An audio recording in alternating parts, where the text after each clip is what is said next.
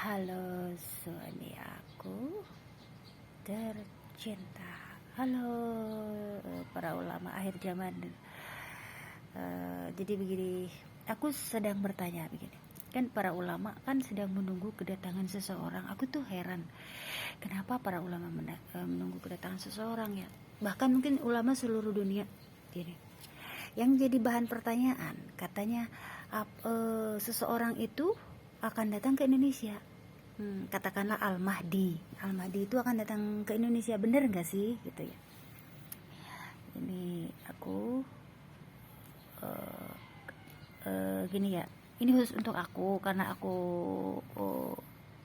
hidup aku ya, pokoknya hidup aku itu terakhir aku dibawa sama keluarga aku ke ulama karena mereka tuh tidak tahu apa yang terjadi denganku ya, mereka tidak mengerti dengan mimpi-mimpi aku, sehingga aku bawalah, kalau nggak tidak percaya bawa seorang ke ulama. Waktu itu aku tidak tahu ya, pokoknya ulama Ciamis, ada ulama Ciamis, tempat bertanya adik aku gitu ya. Kalau tidak, mereka kan tidak percaya apa yang aku omongkan, bahwa akan ada banjir bandang, mimpi-mimpi aku itulah ya gitu. Terus jadi aku dibawa ke Ciamis, Pak Ustadz Atep ya, Ustadz Atep. Mudah-mudahan Pak Ustadz Atep itu sehat dan keluarga ya, dan terima kasih. Beliau itu cuma begini, Neng kamu harus, dia cuma diem apa yang aku omongkan. Aku ada banjir bandang, ada puting beliung gitu. Terus aku melihat para ruh-ruh para ustadz gitu ya sepulang umroh itu. Pak Ustadz cuma diem, terus berhubungan dengan kehidupan aku ya di sini ya, di Bekasi lah intinya. Cuman gini dia, Neng itu harus baca Al-Maksurat. Al-Maksurat udah itu aja nih. Al-Maksurat, dia sampai memberikan aku buku Al-Maksurat yang kecil, buku kecil Al-Maksurat. Dia ngasih itu aja. Jadi intinya aku harus membaca itu Al-Maksurat. Di sini Al-Mahdi itu akan datang ke Indonesia. Jika aura Dajjal itu sudah datang ke Indonesia, otomatis ya beliau juga datang dong ya. Tapi mungkin secara fisik ya belum ya, tetapi secara ruhaniyah itu Al-Mahdi itu sudah datang, karena pengaruh-pengaruh Dajjal itu datang ke Indonesia melalui ilusinya ya, datang ke Indonesia, otomatis Al-Mahdi juga datang lah, meskipun belum secara physically ya.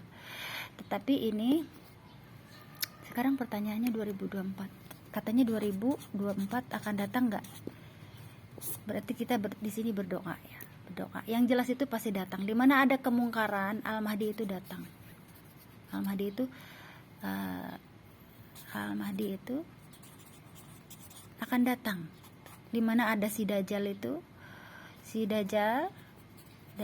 Al-Mahdi itu datang.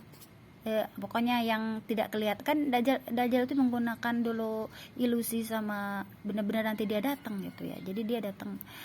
Nah, di sini yang membunuh Dajjal itu bukan Al-Mahdi, tapi Nabi Isa Al-Masih yang membunuh Dajjal nanti. Tugas Al-Mahdi itu hanya, kalau kita akan melimpah ke Nabi Isa nanti itu, ke Nabi Isa. Jadi kalau kita melimpahkan itunya ke Nabi Isa gitu ya, pokoknya Nabi Isa lah pokoknya gitu. Terus di sini Al-Mahdi Indonesia datang. Al-Mahdi akan datang ke Indonesia. Alasan datang itu kenapa gitu? Karena energi nur buah itu kuat banget, seperti magnet buat Dajjal. Nah, nur buah ini energi kuat buat Dajjal. Di sini kenapa gitu? Dajjal itu kan sebenarnya dulu itu manusia, dari alam ruhnya itu manusia gitu ya, manusia.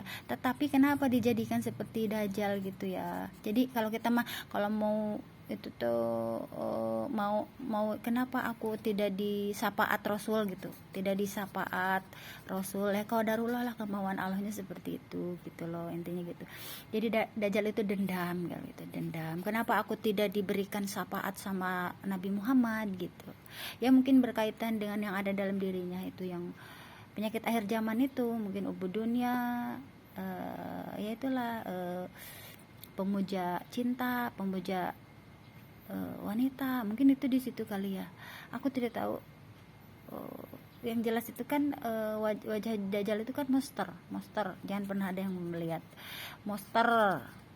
Wajahnya itu kalau ada ulama bilang seperti apa ya?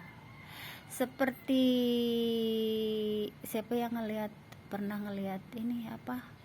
Sarang madu, sarang tawon. Sarang tawon. Nggak tahu lah pokoknya. Apakah itu Dajjalnya apa? Pokoknya wajahnya tuh jelek aja gitu ya. Pokoknya nggak tahu lah, pokoknya begitulah, aku juga nggak ngerti. Pokoknya intinya itu kan tadi Al-Mahdi palsu, otomatis tidak bisa masuk ke negara Indonesia karena Indonesia dijaga Kopassus ulama akhir zaman, 9 wali, terus ruh Rasul ada loh.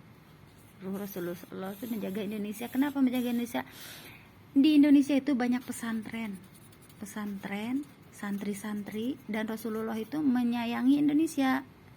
Jangan salah, Nabi Muhammad itu menyayangi Indonesia karena banyak menyayangi Indonesia karena banyak pesantren, santri, tetapi dukun juga banyak, dan orang-orang yang menggunakan dukun itu juga banyak gitu. Jadi di sini ada tentara Dajjal, ada tentara Al-Mahdi juga. Akhir zaman ini ya, tentara Dajjal, ada tentara Al-Mahdi juga. Jadi di situ jadi Indonesia itu disayangi Rasulullah ya, karena di sini banyak juga ada keturunan Rasulullah ya. Di sini tuh kayak seperti Asegaf, itu kan keturunan Mesih Nabi Muhammad ya. Jadi tetapi di sini seseorang yang ditunjuk sama, yang benar-benar ini sama Rasulullah itu bukan berarti harus keluarganya dari Asegaf. Kalau maksudnya gini loh, ini kan berkaitan dengan akhir zaman dan nubuah, minhaj nubuah. Jadi karena di sini Dajjal itu berhubungan dengan para dukun, dengan ilmu klinik apa ya namanya? Dajjal itu dengan dimensi lain ya, dimensi lain. Nah,